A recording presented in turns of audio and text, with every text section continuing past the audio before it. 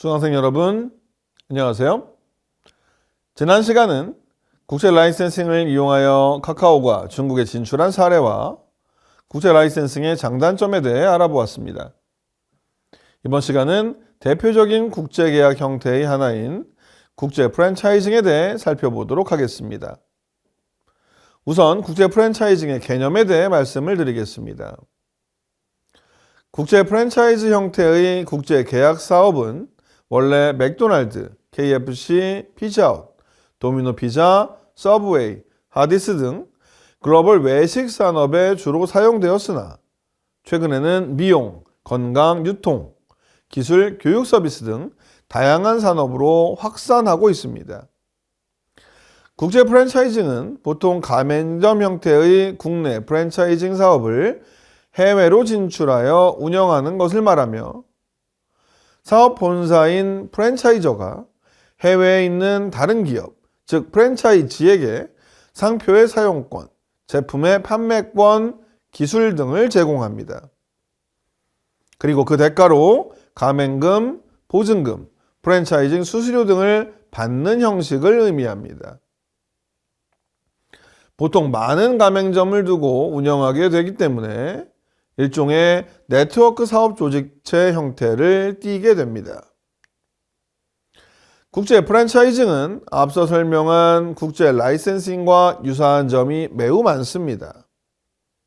일반적으로 두 형태 모두 지분이 수반되지 않은 순수한 계약 형태의 국제 경영 활동입니다. 그리고 비교적 적은 위험과 비용으로 국제 사업을 한다는 점에서 공통점을 갖습니다. 그러나 국제 프랜차이징 방식은 국제 라이센싱 방식과 다음과 같은 차이를 보입니다. 계약 내용을 보면 국제 프랜차이징은 특정 기술이나 제품뿐만 아니라 사업 전반에 걸친 운영 체계를 사업 본부로부터 가맹점에게 이전합니다. 따라서 가맹점들은 지역이나 국가에 관계없이 표준화된 사업 모델을 가지고 있는 반면 국제 라이센싱의 경우는 기술 도입자들에 따라 상이한 사업 형태를 가질 수 있고 기술 제공자와의 관계도 달라질 수 있습니다. 국제 프랜차이징의 경우 본사와 가맹점 간 현재 및 향후 사업 목표에 대한 일치 정도가 높은 데 반해 국제 라이센싱의 경우는 기술 제공자와 기술 도입자 간에 반드시 일치하지는 않습니다.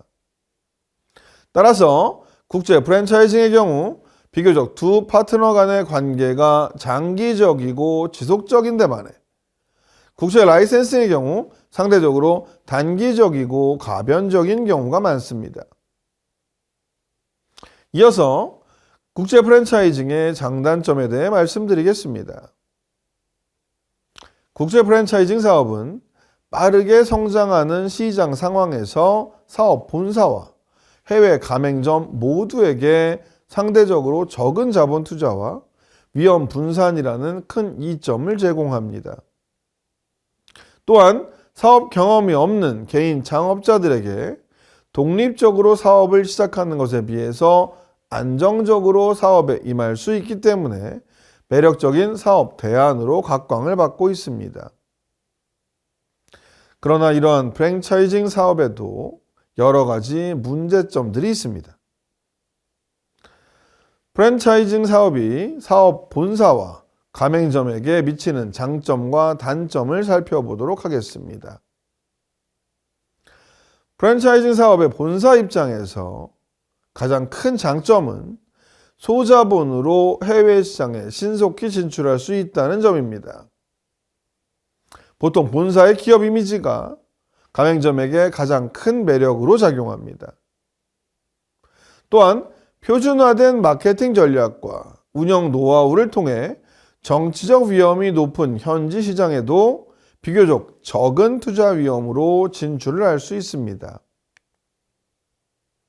또한 해외 여러 국가의 프랜차이징 시스템을 표준화된 방식으로 이전하기 때문에 진출국 수가 많을수록 국가당 평균 진출 비용은 급격히 낮아질 수 있습니다. 그리고 해외 이전 투자 위험이 매우 높은 사회주의 국가인 경우에도 유력한 현지 기업과 마스터 프랜차이징 계약을 체결하거나 별도로 합작 법인을 만들어 공동으로 프랜차이징 사업을 한다면 현지국에서의 외국 기업에 대한 거부감을 크게 낮출 수 있습니다.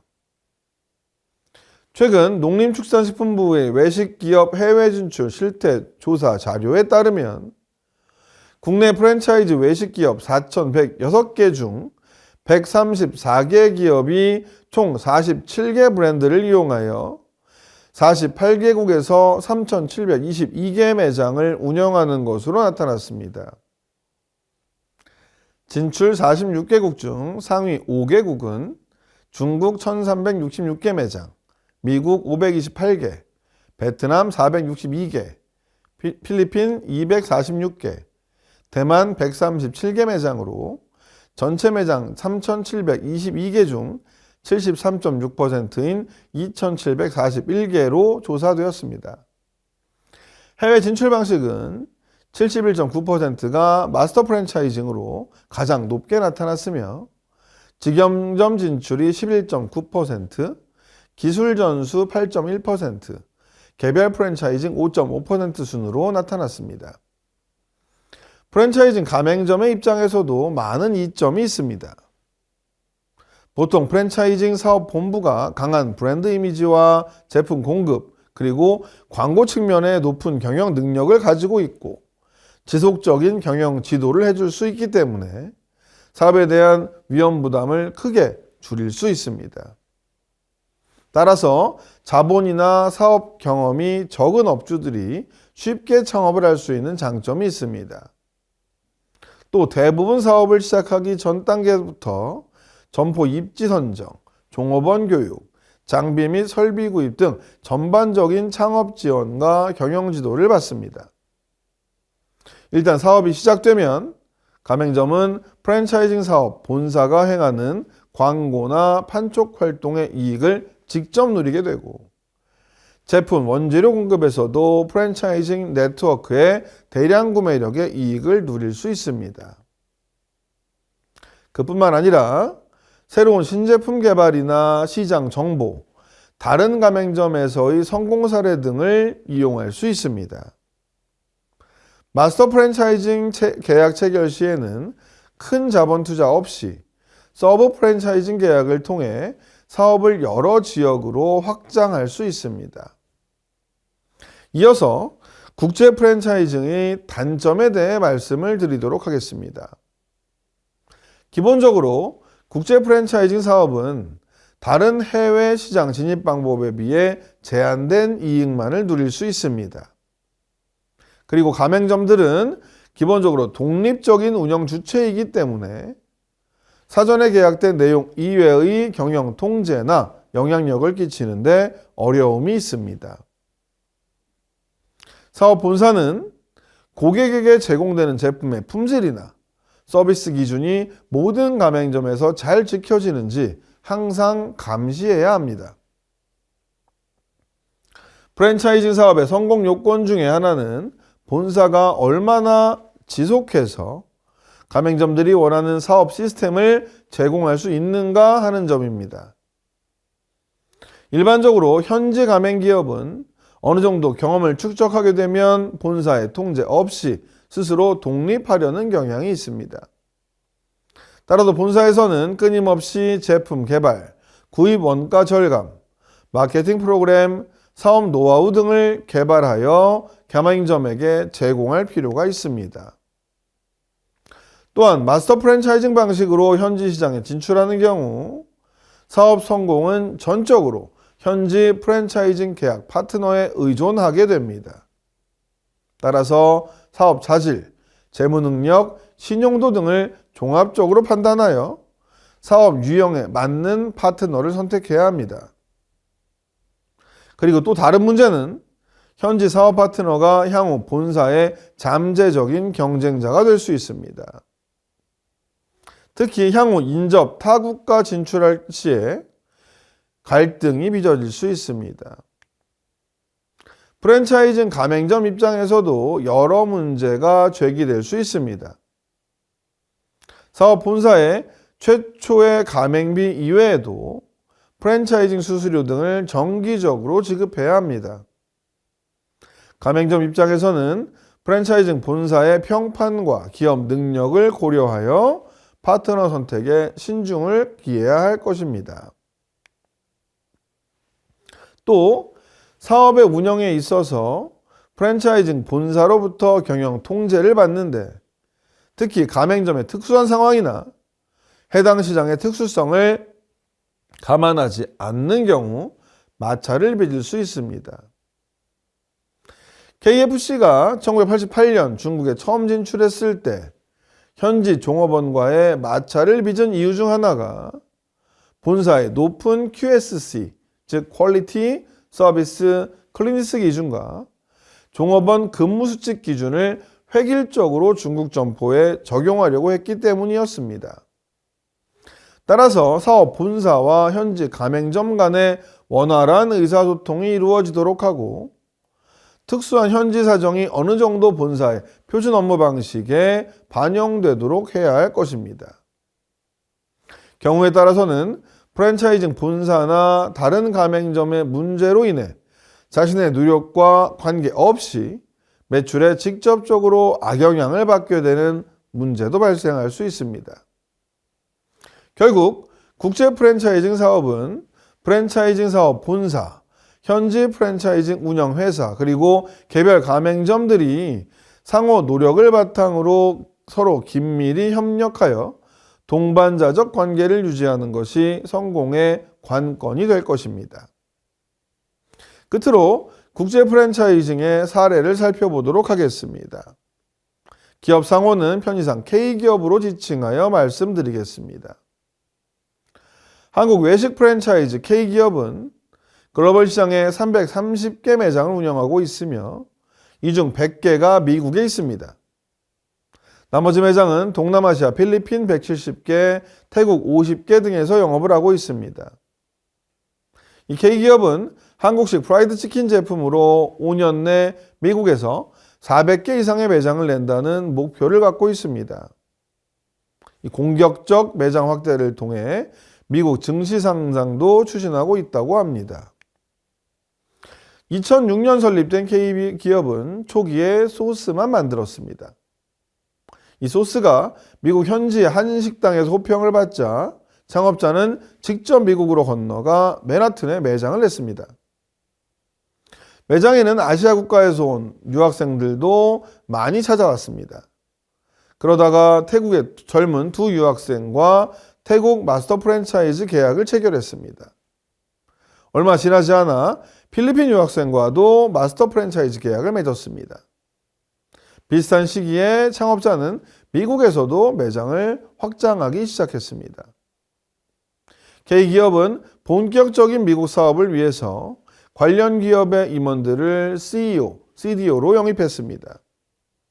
이 두 핵심 멤버는 미국 팀을 이끌고 있습니다. K기업 대표는 글로벌 CFO와 아시아 총괄 대표를 맡고 있습니다. 그는 동남아시아의 마스터 프랜차이즈를 관리하는 역할을 맡고 있습니다. 이들은 초기부터 IT 투자에 큰 관심을 가졌다고 합니다. 그러다가 코로나19 사태가 닥쳤습니다. 코로나 초기 평균 매출은 전년 대비 크게 감소했습니다. 이에 K기업 임원진은 코로나19 사태가 닥치면서 위기감을 느꼈지만 지금은 큰 기회로 보고 있다고 말했습니다. 그 배경에는 IT 투자가 있었습니다. K기업은 빠르게 배달 분야를 강화했습니다. 우버이츠, 도어대시 등 배달 전문 앱과의 연동을 빠르게 추진하면서 동시에 자체 온라인 앱을 개발했습니다. 줄어든 매장 방문 고객 수를 배달로 극복하기 위한 조치였습니다.